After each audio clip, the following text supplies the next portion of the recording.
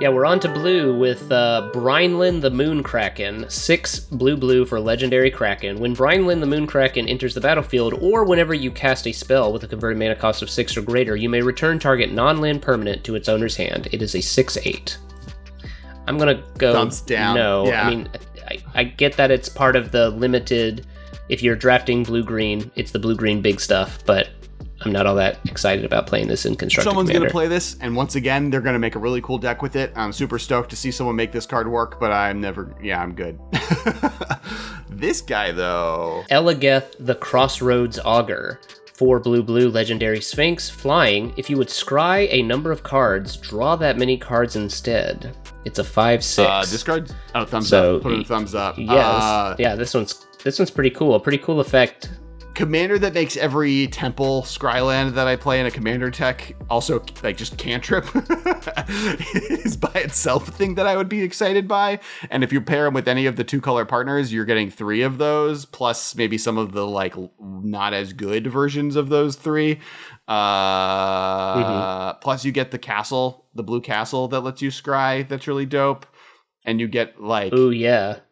Castle Vantress is just 4 tap, draw 2 cards. Like it's you just good. play. Gives Castle Lochthwain a run for you its get to money. play a bunch of cards. Ooh, 4C.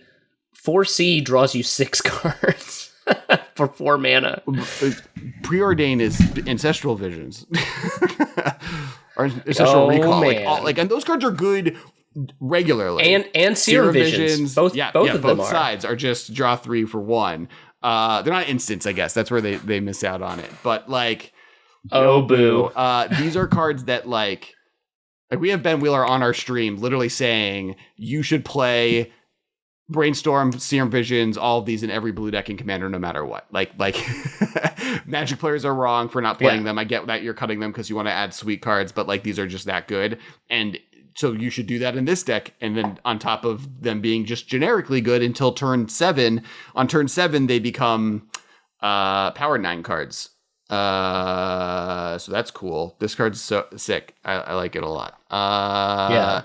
Yeah. The only thing that Elliott makes me wish there was a Scry Matters partner in red, because both blue and red in the past have had, when you scry, something happens. They had some in the old Theros set, they had some in the new Theros set, a few other cards like that. It would have been cool if there was a Scries Matter archetype built with Elliott in blue, and maybe one that was like, whenever you scry a number of cards, deal that much damage to target creature, like some, some complement of it. But nonetheless, Elliott is pretty sweet. I think. I think like if I'm partnering with one of the red only ones, like Jeska or Elena are both like a little bit of that, but also you can play the blue green one. What's his face? Scries, the 2-drop. Oh, yeah. Thrasios? Yeah, but every partner is good with Thrasios. Sure. You pair any partner with Thrasios and Tymna, you're good to go. Well, you can't do both. You have to pick one of them. Yeah. Or you just play the 2 of them together, and you're playing the tier 11 deck or whatever. Right now, not the best combo. Because of Dockside Extortionist. Red is significantly more important than other colors in that format. So the blue red, the 2 blue, like Crom and the other one, are seeing more play along other partners because just getting access to Dockside is such an important part of the format. Like it's like in the top 5 cards in it's like that and Thassa's Oracle are like the 2 best creatures printed into CDH in a long time. I'm so glad I don't play CDH since like it would give me a brain hurt. It's really fun. It is not the same thing. It's not the same thing. It is a different format.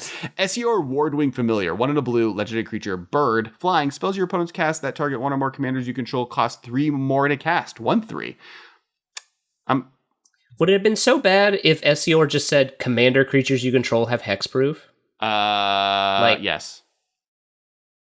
It would have still just been a 1/3 for like, it would have been a card I wouldn't necessarily want to play, but couldn't it have just given both itself and your other commander hexproof? I think that there are enough partner commanders that are kill on sight to some extent that this would be problematic with it in a way that I don't want.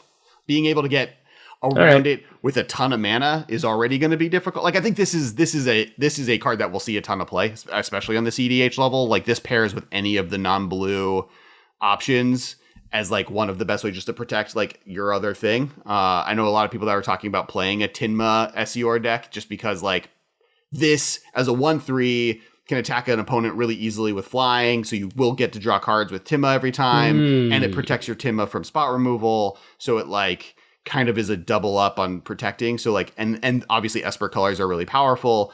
So just like as is, I think this card's just strong enough. I don't think it like, all right. I think if it was Hexproof, it'd be too good. You've convinced me. Okay, SCR Timna, I'd see it at the CDH and then like right. there are other commanders that we'll look at in a second, but like this in a Vile Thrasher deck, like once this isn't playing Vile Smasher is just like getting you, I'd like, you have to kill Vile Smasher or someone's gonna die soon. And this is just gonna make it so you can't. That's true. That's Ghost true. of Ramirez. Oh yeah. Ghost of Ramirez De Pietro. 2 and a blue legendary creature, Spirit Pirate 2/3. Ghost of Ramirez De Pietro. Actually, we talked about this last week. And Marshall, if you have something you want to say about it, because at first we were talking about some of these. Nope. I mean, I thought it's cool that Ramirez De Pietro got a card. But I'm sort of lukewarm on it. We talked about it last week. You can check it out. It's cool that it's like discard and mill yourself travel, but otherwise but Ben was pretty medium on it. I think this was a card I picked out as something I would be cool to see in Historic or Modern. Specifically Historic, because I think you could do cool stuff with it. But yes, I agree.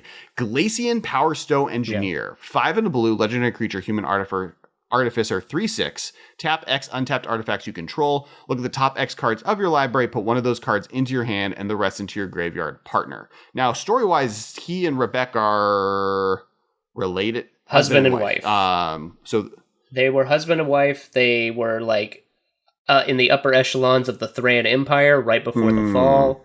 And Glacian got infected with the Tysis. Which is what eventually became Phyrexian oil, right?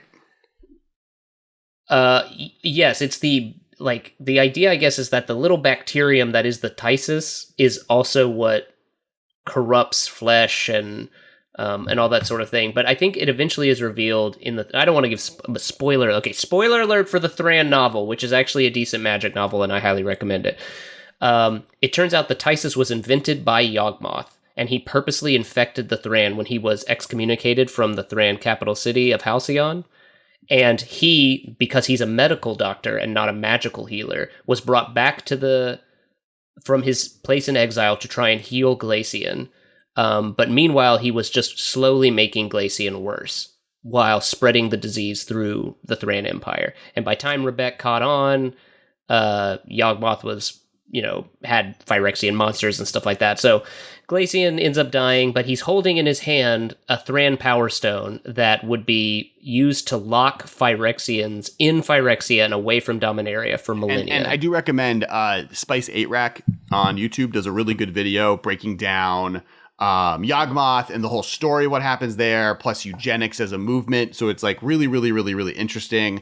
And I highly recommend Spice 8 Rack's channel. Every video he makes is fire, but specifically that one, highly recommend. In regards to Rebecca and Glacian is like, and Yawgmoth is really, really great. I was thumbs down on this card the first time I read it, but I have become slightly thumbs up on it, and I'm going to give my thumbs up reason. Okay. And it is, so ramping into Glacian is not that hard. The fact that he mills you and isn't just scry looking at art, like when I read it, I thought it was just scry, reveal the top 6 X cards, you get an artifact, and you put the other cards on the bottom of your library. The fact that he puts those cards into your graveyard and is like an artifact combo self-mill piece makes him much more interesting to me as a commander in those types of decks, because you can build something really interesting where you're looking for artifacts that you want to play, but then putting artifacts into your graveyard to win with something like, what's the Phyrexian Invasion? The 2 and a blue enchantment that like you can choose. Mirrored and Besieged. Which like if you have 15 artifacts in your graveyard, you win. And so like the fact that he combos cool with cards like that, that's cool. Or can just do cool like Tolarian Academy combo-y things. So you could partner him with Silas Wren also and be digging stuff back out of your grave. Yeah. I don't think he's bad. I don't feel like he should have cost 6 mana. It feels like he costs a little much. But it's a cool effect. I'm not down on him. I think his cost is something I'm just a little like, ugh. But, you know, Commander doesn't have to be just cheap, efficient threats. They can be big, clunky boys like the Glacian. fact that if you untap with him, you might just win the game does offer me hope that he's cool and could be a cool deck. And it's cool that he can tap the boots you put on him. Yes. When he comes into play. So you definitely want to play all your haste equipment and stuff. So yeah, Glacian's not too bad.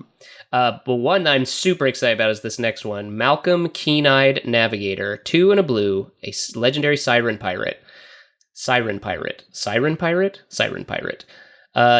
He's got flying, and whenever one or more pirates you control deal damage to your opponents, you create a treasure token for each opponent dealt damage this way. He's a 2/2. So I'm super hyped. I've been playing Brewing Malcolm and Breaches together, playing Is It Pirates, and they are great. Malcolm offers blue ramp in like on a really efficient body. Like you can swing and be making treasures the term you cast Malcolm pretty easily.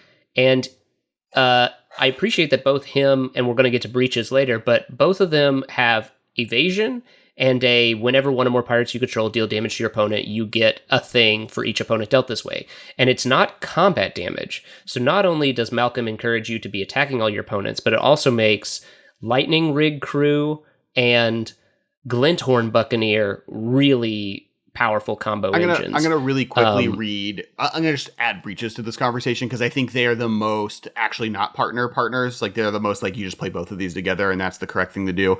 Breaches Brazen Plunder is a 3 red legendary creature, Goblin Pirate, 3/3 with Menace. Whenever one or more pirates you control deal combat damage to an opponent, exile the top card of each of those opponents' libraries. You may play those cards this turn, and you may spend mana as though or mana of any color to cast those spells. So what's cool, especially about both of them, is you can use the treasures from Malcolm to then cast the cards you are exiling from your opponent's decks with Breaches. And so continue with what you're saying. I realized that like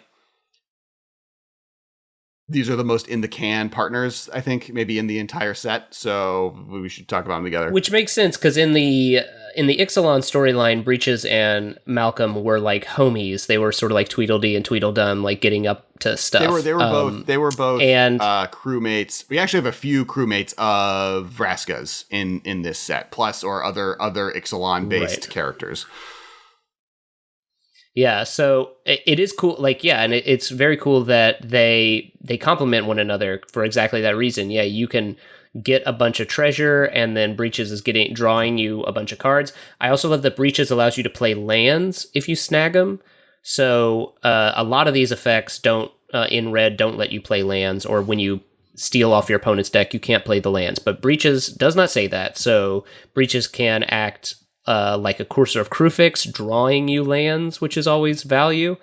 And they combo really, really well together, and they both have a form of evasion too. So after building a proper Is It Pirates deck, it plays like a really fun tempo aggro deck where you're going wide, you're rewarded for hitting everybody. So so many times, like the thing I like about Commander is there's that social aspect, and it's hard for me to build all-in commanders like Greven Predator Captain, because Greven requires you to pick one person and really try to kill them, because you're trying to commander damage them out with a big attack.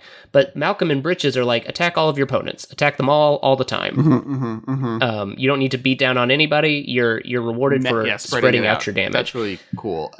And spreading out your damage is the nicest thing in the social contract. So I like that this is a combo that's like, hey, play Commander the socially conscious way. Right. I am actually just really stoked that pirates are getting love. I love the concept of Ixalan, and I like definitely was not in love with the implementation of Ixalan in the sense that like just like uncool or underpowered kind of some of the cards are, or they're the underhand where like Gishath is just like, this is so big I win, haha. Good. And so like it's cool to see these tribes. Like I love that we got a bunch of dinosaur stuff on Ikoria, and I love that we're getting a bunch of pirate stuff here and more pirate love, because I think these just like creature types are all really, really dope and like conceptually really cool and can do really cool stuff. Speaking, so there will be a hot take talking about some Malcolm stealing some stuff, so definitely check that out on Friday. But the next card, which is a card I'm so hyped which on is like this one. It's been really hard. I've been trying to get a copy of like the gold board or the etched foil version of it, and they're like sold out everywhere forever. Sakashima of 1,000 Faces, 3 and a blue, human rogue 3/1. You may have Sakashima of 1,000 Faces enter the battlefield as a copy of another creature you control, except it has a Sakashima of the 1,000 Faces other abilities. The legend rule doesn't apply to permanents you control. 3/1. I am, well, very much thumbs up. I'm going to build a Sakashima in the Planeswalker Tevishsat deck, I think, next. I think it's the next deck on my list of things to build. So is it going to be like clones and steals like we were talking about? I think it's going to be a little bit more control-y and just have the effect that these both can do that. I don't want to go all in because Kess Crimes is on that level, and because I had Malfagor for a while as a blue-black deck that was that, and I think I kind of have moved that into the Kess deck and don't want too much of the same thing, versus just like a cool blue-black control deck because I don't really have that as far as vibes, but it could very easily just become clones and steals and threaten like that type of effect. So like maybe it's sad that I wish in some ways that Tevishsat. Oh wait, does Garuda need every permanent in your deck to be even command amount at cost, or just every creature? I think it's every permanent. I think you're right. I think it might even be every spell. Yeah. I think it might be your spells. So Sakashima can go in the Gyruda deck. Or Sakashima can be the commander with, but yeah, like Sakashima, you could pair Sakashima with another even cost partner and have Gyruda in your deck as your companion. Sakashima's, this is really cool in that they managed to make a Sakashima that is better than the old Sakashima, but doesn't invalidate the old Sakashima. Like now, I just sort of want to play both Sakashimas and Spark Double in many things. Like I'm playing all three of them in the aforementioned Pirates deck. Because hey, what's better than one Malcolm? Two Malcolms. Now you're making two treasures for every opponent. But I've been brewing a Sakashima paired up with Krark the Thumbless. Yep. Which we'll get to later, but two Krark the Thumblesses in play allows you to flip 2 coins per spell. I love all of the and I'm going to call them math nerds, but math nerds on the internet who have like walked through that if you have Sakashima, Krark the Thumbless, and Krark's Thumb all in play, like that you're at like a 80 percentile chance of successfully flipping every single time. So it like makes it so you can like almost reliably combo with them and play things. Right. Yeah. Because you're going to be flipping 4 coins, and if any of them come up in your favor, you get a copy. And if any of them come up against you, you get to essentially buy back the spell for free. So if you flip and make 2 copies, then you've netted a copy and you bought it back for free. Right. So it's like a weird... The odds are always in your favor. Right. Like, just start casting Seething Songs and see how many you can do. So, I mean, Sakashima just has so many applications, both in the 99 and literally you take any partner and are like, if you like this effect, would you like 2 of this effect? Would you like this and to add the color blue? Because Sakashima of the 1,000 Faces is here for you. Coming to a commander game near you. 2020. It's right now.